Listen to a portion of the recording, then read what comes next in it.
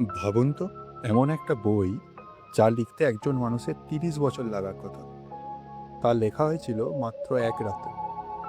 ত্রয়োদশ শতাব্দী, বোহেমিয়ার এক সন্ন্যাসীকে তার অপরাধের জন্য দেওয়া হয়েছিল জীবন্ত কবর দেওয়ার শাস্তি। প্রাণ বাঁচাতে সে এক রাতে একটি বিশাল বই লেখার শপথ নেয়, কিন্তু মধ্যরাতে সে বুঝতে পারে একা তার পক্ষে এটা অসম্ভব। কথিত আছে সেই সন্ন্যাসী তখন শয়তানের কাছে সাহায্য চায়, আর শয়তান এক মুহূর্তেই বইটা লিখে দেয়। ১৬৫ পাউন্ডের ওজনের এই বইটির নাম কোডেক্স ডিগাস। এর মাঝখানে থাকা পাতায় আছে শয়তানের একটা বিশাল অদ্ভুত চোখ।